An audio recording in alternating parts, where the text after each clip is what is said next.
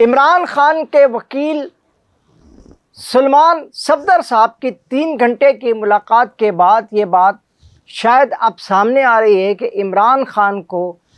بنی گالہ کچھ عرصے کے لیے شفٹ کیا جا رہا ہے، کیونکہ ان کی آنکھوں کو شدید نقصان پہنچ رہا ہے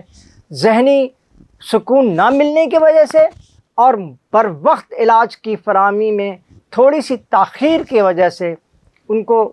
مشکل کا سامنا ہے۔ صفدر صاحب نے یعنی سلمان صفدر صاحب نے تقریباً 3.5 گھنٹے تک ان سے ملاقات کی۔ اس پوری ملاقات کے دوران ہمارے جو سلمان صفدر صاحب ہیں انہوں نے ان کی صحت، ان کی رہائش، ان کے کھانے اور ان کی دوائیں اور ادویات کی پوری تفصیلات بھی ان سے حاصل کی، اور خاص طور پہ انہوں نے اسٹیبلشمنٹ کے خلاف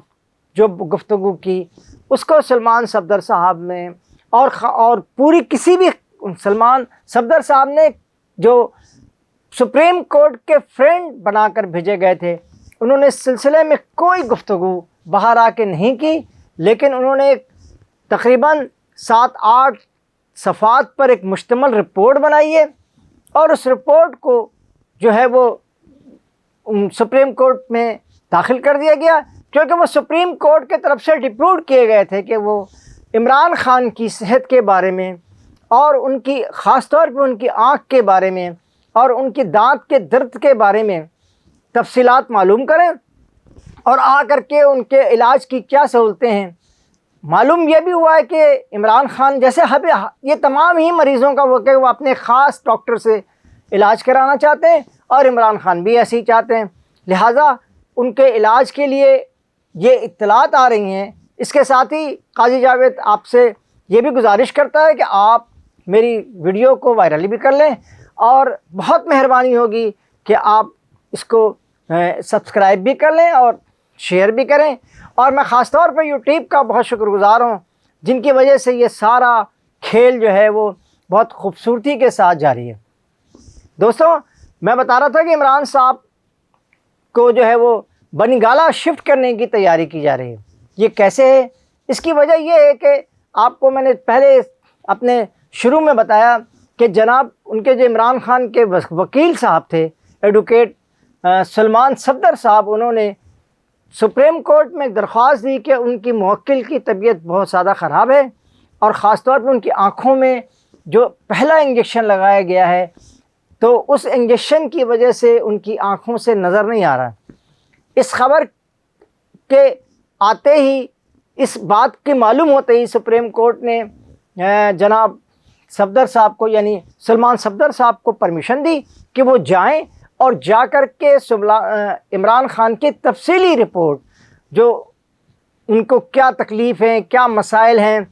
اور ان کی بیماری کیا ہے، اور ان کی ذہنی کیفیت کیا ہے، اور ان کی نفسیاتی دباؤ کتنا ہے ان کے اوپر، یہ آپ جا کر کے خود وہاں معلوم کریں۔ معلوم کرنے کے بعد آ کر کے جو ہے وہ سپریم کورٹ میں رپورٹ جاری کریں، اور سپریم کورٹ میں انہوں نے اپنی رپورٹ جمع کرا دی ہے، یعنی تقریباً 12 گھنٹے کے اندر اندر جو ہے انہوں نے سپریم کورٹ میں رپورٹ جمع کرا دی۔ اور اب اس رپورٹ پر کیا ہوتا ہے، یعنی ان کا تو سلمان صفدر صاحب کا تو یہ مطالبہ ہے کہ انہیں کچھ دنوں کے لیے جو ہے وہ بنی گالہ شفٹ کیا جائے، اور ایسا ہی ممکن بھی لگ رہا ہے، اس طرح کی کوئی رعایت جو ہے وہ کورٹ انشاءاللہ ان کو دے گی، اور جس کی وجہ سے وہ اپنا علاج کرا سکیں گے، ہے نا، اور مستقل طور پہ جو ہے نا وہ علاج ہوگا، اور اس علاج میں اس دوران بھی یہ بات شاید سامنے آ رہی ہے کہ ان کی بہنوں سے اور ان کے عزیز رشتہ داروں سے اور پارٹی کے افراد سے ملاقات نہیں کرائی جائے گی، اور نہ ہی بشریٰ بی بی جو ہیں وہ سلمان صفدر صاحب کے جو ریلیف ہے، جو ان کو اس سے ریلیف مل رہا ہے، اس ریلیف سے ان کو فائدہ نہیں ہوگا، صرف عمران خان جو ہیں وہ بنی گالہ شفٹ کیے جائیں گے، اور ان کا وہاں علاج ہوگا، اور علاج کے بعد وہ واپس اڈیالہ جیل جو ہے وہ لے آئیں گے۔ دوستوں، یہ ساری صورتحال جو کافی یہ کوئی معمولی سی گفتگو نہیں تھی، اور نہ ہی اس کے لیے کوئی معمولی کام کیا گیا تھا، بلکہ اس کے لیے ایک بہت طویل فاصلہ جو ہے وہ سہیل آفریدی صاحب کی کوششیں تھیں۔ سہیل آفریدی نے جو ہے وزیر اعظم سے بھی ملاقات کی، سہیل آفریدی نے کور کمانڈر پشاور سے بھی ملاقات کی، اور سہیل آفریدی جو ہے وہ پنجاب اور صوبہ سندھ کا بھی انہوں نے دورہ کیا۔ اس دورے کے نتیجے میں یہ بات سامنے آئی ہے کہ ایک بہت بڑی اور ایک اور چیز میں بتاتا چلوں، یہ سہیل آفریدی صاحب کی کوششیں تھیں جس کی وجہ سے سپریم کورٹ کی پر جو ہے نا ان کو بتایا گیا سپریم کورٹ کو کہ یہ حالات ہیں، اور اس پہ سپریم کورٹ نے ایک بھرپور فیصلہ کرتے ہوئے سلمان صفدر صاحب کو بھیجا تاکہ وہ جا کر کے معلومات حاصل کر سکیں اور وہ دے سکیں۔ سہیل آفریدی کی جو کور کمانڈر سے ملاقات ہے اس میں کچھ تو پشاور کے بارے میں بات ہوئی ہے، لیکن حقیقت یہ ہے کہ جہاں بھی جائیں تو ان کی عمران خان کے بارے میں بھی بات چیت ہوتی ہے، اور یہ تمام جو رویہ اب عمران خان کے یہ جو ساتھی ہیں، جو سپاہی ہیں، سہیل آفریدی صاحب، انہوں نے شاید یہ بات معلوم کر لی ہے یا ان کو یہ بات معلوم ہو گئی ہے کہ اگر وہ اسٹیبلشمنٹ سے براہ راست ٹکراؤ کریں گے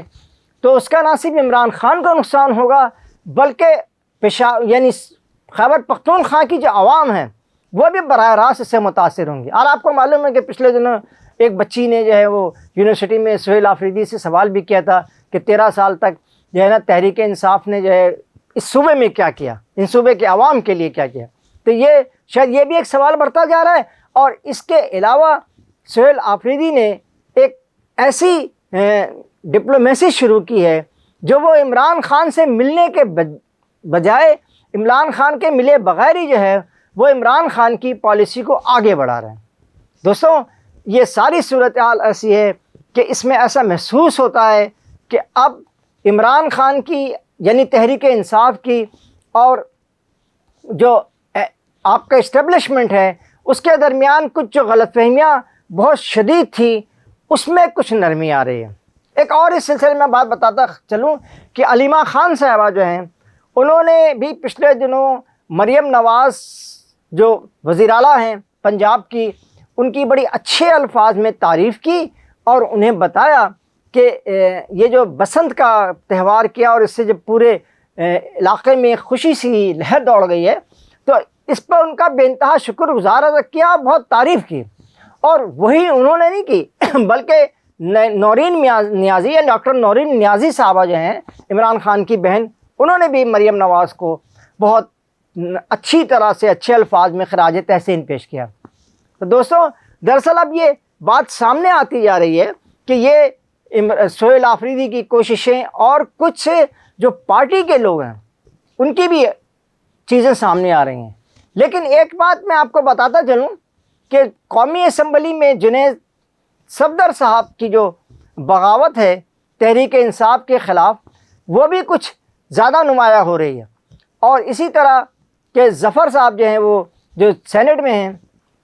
انہوں نے بھی بغاوت کا اعلان کیا ہے، اور جنید صفدر صاحب نے تو یہ بات بتائی ہے بہت کھل کر کے کہ ان کو اور ان کے ساتھیوں کو جو تحریک انصاف کے رکن اسمبلی ہیں ان کو نہیں بولنے دیا جا رہا ہے۔ لیکن ان تمام صورتحال کی باوجود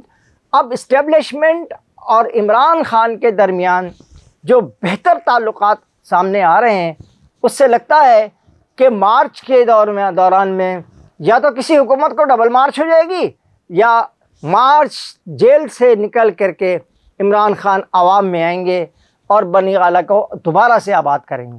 اس کے ساتھ ہی قاضی جاوید آپ سے اجازت چاہتا ہے۔ اللہ نگہبان۔ السلام علیکم۔